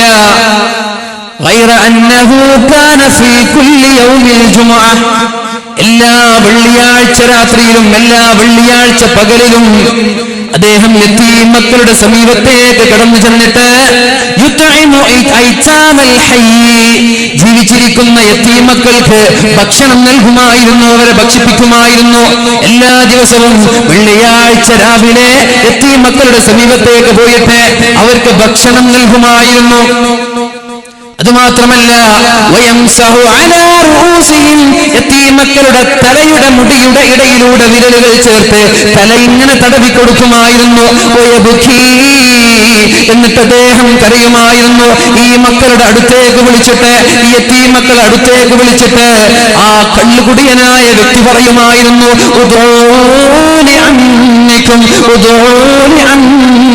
മക്കളെ എനിക്ക് വേണ്ടി ദുആ ചെയ്യണേ, മക്കളെ എനിക്ക് വേണ്ടി പ്രാർത്ഥിക്കണേ, മക്കളെ എനിക്ക് വേണ്ടി പ്രാർത്ഥിക്കണേ മക്കളെ എന്ന് ആഴ്ചയിൽ ഒരു തവണ, ഒരു വെള്ളിയാഴ്ച മാത്രം യതീമക്കളുടെ സമീപത്തേക്ക് പോയി അവർക്ക് ഭക്ഷണം നൽകി അവരെ ദുആ ചെയ്യിപ്പിക്കുമായിരുന്നു. ഈ ഒരു അമല് കാരണത്താലായിരിക്കും എന്റെ ഭർത്താവ് സ്വർഗത്തിലേക്ക് എത്തിയത് എന്ന് ആ ഭാര്യ പറയുമ്പോ ഇവിടെ കൂടിയിരിക്കുന്ന സഹോദരങ്ങളോട് എനിക്ക് പറയാനുള്ളത്, 18,000 രൂപ ഒരു വർഷത്തിലെ കുട്ടികളെ ഏറ്റെടുത്ത ആളുകൾ ഈ സദസ്സിലുണ്ട്. ഒരാളുകൾ ഏറ്റെടുത്തില്ലേ നമ്മുടെ കുട്ടികളുടെ? 18,000 രൂപ ഒരു വർഷത്തെ ചെലവ് ഒരു കുട്ടിയുടെ. ഒന്നുമില്ല, കള്ളും കുടിച്ച് മത്തിൽ ലഹരിയിൽ ജീവിച്ച ഒരാൾ സ്വർഗത്തിലെത്തിയത് യതീമക്കൾക്ക് ഭക്ഷണം നൽകി അവരോട് ദുആ ചെയ്യിപ്പിച്ചു എന്നതാണ്. മഹാനായ അബൂ ഹനീഫ ഇമാം ഉദ്ധരിച്ചൊരു സംഭവമാണിത്. 18,000 രൂപ ഒരു വിദ്യാർത്ഥിക്ക് ഞാൻ ഏറ്റെടുക്കാമെന്ന് പറഞ്ഞിട്ട് ദിവസേന 100 കണക്കിന് ആളുകൾ ഏറ്റെടുക്കുന്നുണ്ട്. നിങ്ങൾക്കൊക്കെ അല്ലാഹു നൽകുന്ന പ്രതിഫലം അതാണ്. എല്ലാ തിങ്കളാഴ്ച വൈകുന്നേരങ്ങളിലും 400 ചില്ലാനം വിദ്യാർത്ഥികൾ നമ്മുടെ പള്ളിയുടെ മുകളിലെത്തി ഉസ്താദുമാരുടെ നേതൃത്വത്തിൽ ഒരു പ്രാർത്ഥന നടത്താറുണ്ട്. അല്ലാഹുവേ, اللهم انصرنا وانصر من نصرنا ونصر معهدنا يا خير الناصرين. അല്ലാഹുവേ, ഞങ്ങളെ സഹായിച്ച, ഞങ്ങളുടെ സ്ഥാപനങ്ങളെ സഹായിച്ച ആളുകളെ നീ സഹായിക്കണേ അല്ലാഹ്. അല്ലാഹുവേ, അവർക്ക് നീ റഹ്മത്തിന്റെ വാതിൽ തുറന്നു കൊടുക്കണേ അല്ലാഹ്. അല്ലാഹുവേ, അവർക്ക് നീ റിസ്കിന്റെ വാതിൽ തുറന്നു കൊടുക്കണേ അല്ലാഹ്. അല്ലാഹുവേ, അവർ അപകടങ്ങളിൽ നിന്ന് നീ രക്ഷപ്പെടുത്തണേ അല്ലാഹ്. വജമഅ ബൈനനാ വബൈനഹും ഫീ ദാരി ജന്നാത്തിൻ നഈം. അല്ലാഹുവേ, ഞങ്ങളുടെ സ്ഥാപനങ്ങളെ സഹായിക്കുന്ന ആളുകളെയും ഞങ്ങളെയും നാളെ സ്വർഗ്ഗത്തിൽ ഒരുമിച്ച് കൂട്ടണേ എന്ന് പറഞ്ഞിട്ട് എല്ലാ തിങ്കളാഴ്ച വൈകുന്നേരവും പള്ളിയിൽ വെച്ച് നമ്മുടെ 400 വിദ്യാർത്ഥികളും ഉസ്താദുമാരും ദുആ ചെയ്യാറുണ്ട്. ആ ദുആയിൽ ഒരു ഭാഗമാവാൻ നമ്മൾക്ക് ഭാഗ്യം ലഭിച്ചില്ലേ, നമ്മൾക്ക് അവസരം ലഭിച്ചില്ലേ? ആ പിഞ്ചോമന മക്കളുടെ പ്രാർത്ഥന അല്ലാഹു തള്ളിക്കളയുമോ? ആ മക്കളുടെ ദുആ, അതും മഹാനുഭാവന്റെ ഹദ്റത്തിൽ വെച്ച്, മഹാനായ മാലിക് ദിനാർ റളിയല്ലാഹു അൻഹുവിന്റെ സാന്നിധ്യത്തിൽ വെച്ച് അല്ലാഹു തള്ളിക്കളയുമെന്ന് തോന്നുന്നുണ്ടോ? നിങ്ങൾ ഒരിക്കലും ചെയ്തത് ചില്ലറ കാര്യമല്ല. അല്ലാഹു സ്വീകരിക്കട്ടെ. ഇനിയും സ്വീകരിക്കാൻ ആളുകളുണ്ടെങ്കിൽ ഇൻഷാ അല്ലാഹ് നമ്മുടെ കൗണ്ടറുമായി ബന്ധപ്പെടണം. ഞാനിവിടെ ചോദിക്കണ്ടല്ലോ ഉസ്താദെ, സമയം പോലെ അല്ലേ? താല്പര്യമുള്ള ആളുകൾ ഒരു 18,000 രൂപ ഒരു വർഷത്തേക്ക് ഏറ്റെടുക്കാൻ ആഗ്രഹമുള്ള ആരെങ്കിലും ഉണ്ടെങ്കിൽ നമ്മുടെ കുട്ടികളുടെ ഒരു ദിവസത്തെ, ഒരു വർഷത്തെ ചെലവാണ്. ആരെങ്കിലും ഉണ്ടെങ്കിൽ ഒന്ന് കൈപ്പൊക്കെ നോക്കട്ടെ. ആരെങ്കിലും ഉണ്ടോ? അൽഹംദുലില്ലാ, ഒരാൾ. അൽഹംദുലില്ലാ, അല്ലാഹു സ്വീകരിക്കട്ടെ. അല്ലാഹുവേ, അല്ലാഹുവേ, അല്ലാഹുവേ, അപകടങ്ങളിൽ നിന്ന് നീ കാക്കണേ അല്ലാഹ്. സമ്പാദ്യങ്ങളിൽ ബറക്കത്ത് ചെയ്യണേ അല്ലാഹ്. അല്ലാഹുവേ, അവരുടെ കുടുംബ ജീവിതങ്ങളിൽ നീ ഐശ്വര്യം നൽകണേ അല്ലാഹ്. കൺകുളിർമയുള്ള ഭാര്യയായി, കൺകുളിർമയുള്ള മക്കളായി, കൺകുളിർമയുള്ള ഭർത്താവായി ആ കുടുംബത്തെ നീ സ്വീകരിക്കണേ അല്ലാഹ്. സദഖ നൽകി രോഗം ചികിത്സിക്കണമെന്ന് പരിശുദ്ധ ഹബീബ് പറഞ്ഞതുപോലെ ഈ മഹത്തായ സംഭാവന കൊണ്ട്, ഈ മഹത്തായ സ്ഥാപനത്തെ സഹായിച്ച ഈ ഒരു സംഭാവന കൊണ്ട് ആ കുടുംബങ്ങളെ നീ മാരകമായ രോഗങ്ങളിൽ നിന്ന് കാക്കണേ അല്ലാഹ്. അല്ലാഹുവേ, അപകടങ്ങളിൽ നിന്ന് കാക്കണേ അല്ലാഹ്. അസ്സദഖതു തദ്ഫഉ അൻ മൈതതിസ്സൂ. പരിശുദ്ധ ഹബീബ് പറഞ്ഞതുപോലെ സദഖ നൽകുന്ന ആളുകൾ ഈമാൻ സലാമത്തായി പുഞ്ചിരിച്ച് മരിക്കാമെന്ന് പറഞ്ഞതുപോലെ